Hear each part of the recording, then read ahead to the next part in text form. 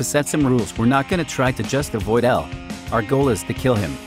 So even though we could just not go after L at all and be fine, we're gonna try to actually kill L while trying to avoid suspicion as much as possible.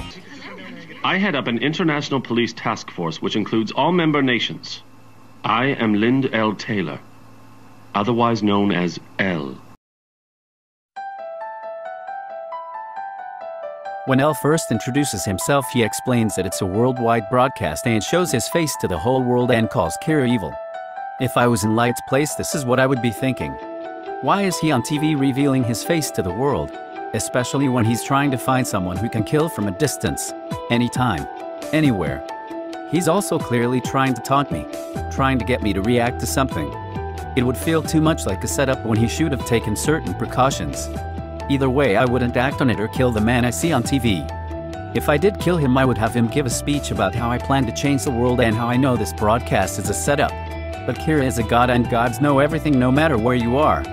This might no trick L, but it would still be something in the back of his mind that lingers over him, making him think about if this case can really be solved or not. That information is extremely relevant for us. It suggests that given the times of death, our suspect could very well be a student. After the broadcast, if L tricked me, I would want to keep tabs on what information he knows about me. Similar to Light, I would look at the police database and be updated on all the information about the Kira case, and I would see that they suspect me of being a student. However, I don't want them to know I have access to police information, at least not yet. Knowing that my father is a police officer working on the Kira case, I would my father's permission to help L. My father might say no, and if he does, I can at least suggest some information for him to tell L. When he tells L about the information I suggested, L might want to meet me if my information is valuable enough. The information I would suggest is that based on Kira's killing patterns, he might be a student. L already knows this, but it would catch his interest that someone else also knows. I would also suggest that L give different pieces of information to each police officer to keep track of. One officer would have the student detail, one officer would have the heart attack details, etc. I would explain that Kira might try to get police information, so if we separate the information and Kira reacts to any of it, we would know which officer he got the information from. After this, L might go along with my plan, establishing a bond with him that I might be useful and possibly trustworthy enough to him. If L goes along with my idea, then the next step can be taken. I'd write a criminal's name in the death note and they would die of burning to death. I'd write that they'd go to an abandoned warehouse with a gun and find a scrap of paper which would be from the death note, a microphone and earpiece so I can hear what they do. They then would go and mug a police officer while hooded and wearing a mask. They then threaten the officer with a gun, telling them to give them information on the Kira case and to give them their wallet and ID. If the officer gives them the information, I can use that information without implicating myself, and if they don't give me information, then it would still look like Kira got access to police information through that officer. After mugging the man, taking their wallet and ID, I then have the criminal write down the officer's name on the paper they found earlier while thinking of their face. This is also a test to see if you can write a person's name in the death note and have them write names in the death note. If it works, then we know more about the power. If it doesn't work, then the criminal would tell me the officer's name.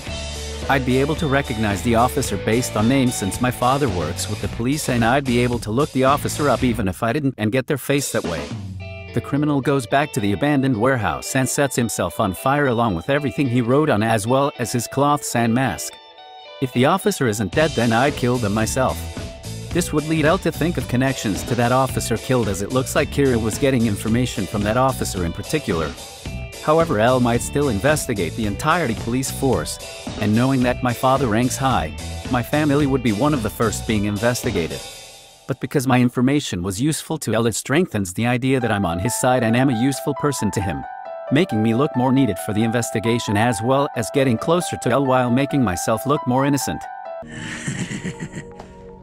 You're being followed by another human. He's watching you right now.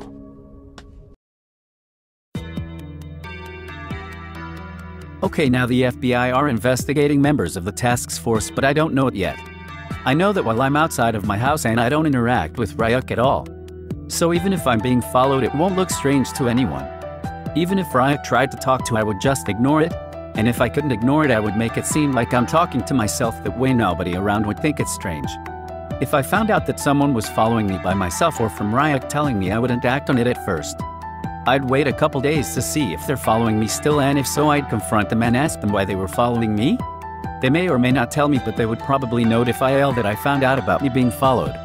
Although this seems like a bad idea at first, it makes me seem more human, as a normal human would be worried about being followed by a stranger. So even though neither Elle nor I would get any information, in Elle's eyes I seem more normal. I would tell my father or Elle that I understand why they're doing what they're doing if the FBI agent told me they were working for Elle. Elle might continue to have the FBI follow me, but it would be under my permission to some degree, as now that I know I'm being followed and can control the situation to some degree. I wouldn't kill any FBI agents though, not at first at least. I'd wait a couple weeks to a month and keep tabs on other officers and associates related to the officer I had killed before. I would be able to notice any of them being followed by someone. Only then would I act upon it. Once I noticed someone else being followed, I'd start experimenting with the notebook some more, such as changing the times of death. This would distract Elle and bring his attention to the timings of the deaths, and since the timing of the deaths is in correlation to when this person started being followed, it would make them look suspicious. After studying the person being followed and seeing their schedule, if they rode the bus and or train to any place at any specific times during the week, I'd plan a similar thing to the bus jacking. I'd get on the same bus as the person being followed and sit behind them. As well as the person following them getting on, I would try to sit next to the person who's following them. The bus jacker gets on, threatening similar things to in the anime. The bus jacker looks at the stalker and threatens him for his wallet and ID. The bus jacker would then threaten the person being followed to grab the ID and wallet from the stalker, saying ask them to give you their wallet. While the stalker passes their wallet to the person they were following, I might catch their name on their ID. But if I don't, I'd have the bus jacker take out the stalker's ID and read their name aloud. I then would know the stalker's name. I try to stick up for the person being followed and tell the bus jacker to leave them alone to make myself look good in front of the stalker. The bus jacker would threaten me but not kill me. But the stalker doesn't know that my safety is secure because of the rules of the Death Note. If the stalker that is on the bus now isn't the same one that was following me beforehand, that's good. And it most likely wouldn't be.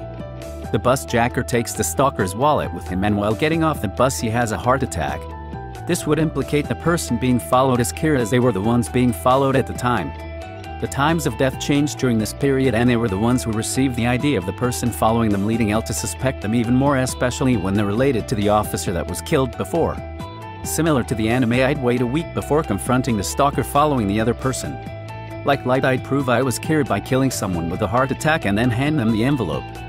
I'd tell them to put the envelope in their coat and go to an abandoned warehouse or insert an open field where nobody or cameras would see us. In similar fashion to the anime, I'd have him tell me information about the FBI agents and how many there are.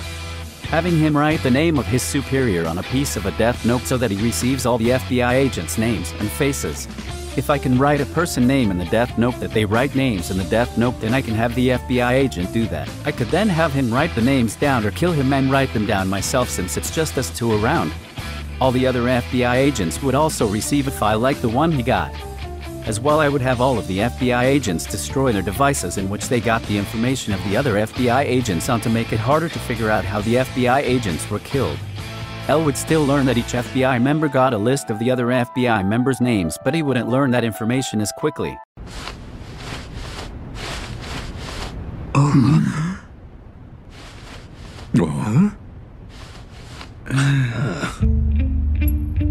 I am Elle. This is him? Since the circumstances around the one FBI member's death was strange, it would lead Elle to believe that the person they were following might be Kira. After finding out that the police were investigated and most of the police members left in fear of their lives, the remaining officers would want to meet Elle. Elle sets up a time and place to meet them. So far, the information I shared with Elle has helped greatly, so he would probably want me to join him and help find Kira. My father might say no, but if I am helpful enough, Elle would insist, and he might invite me to meet him along with the rest of the police. Elle suggests setting up cameras in the households of the people the one stalker was following before he died. Because I wasn't the person being followed by the stalker, there would be no cameras set up in my house. I would still prepare for it just in case though, but I don't have to worry about it right now. Knowing about the cameras being set up on a suspect, I could frame them for the murders or give clues to make it look like they're Kira. When I know that the cameras have been set up, I would change the time of deaths and kill criminals that were just broadcast. This will make it look like the timing of the deaths started as soon as the cameras were put in place. furthering the suspicion on the person being watched by the cameras. Noticing that L decides to confront the person similar to how he confronted Light in the anime. Once I know he did this, the final part of my plan can be put into motion. I won't tell anyone. What is it?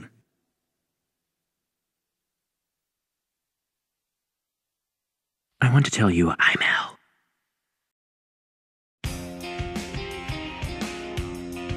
After knowing that L made contact with the person he suspects of being Kira, I can fully frame them for when he dies. I would write in the Death Note Matsuda's name. After that, I'd relinquish ownership of the Death Note and tell Ryuk to go place it in the room of Matsuda. What I wrote on the Death Note is this. I'd have Matsuda go home and find the Death Note on his bed. Once he touched it, he'd see Ryuk. Ryuk tells him that Kira is the owner of another Death Note and that he can offer him Shinigami Eyes, which might be useful for finding Kira. Because he would want to be useful to the task force, he would make the ideal without really thinking about it. Ryuk would also tell him to keep a piece of paper from the Death Note in his pocket. It might be useful to him later. Because this is all written in the Death Note and is in Matsuda's character, he would do it. Later we would all meet at the task force and Matsuda would bring the Death Note and reveal the information of its rules to be helpful to the rest of the team. When he first sees L's name above his head, he says L's real name out loud by accident. L would be mad and ask why Matsuda did that.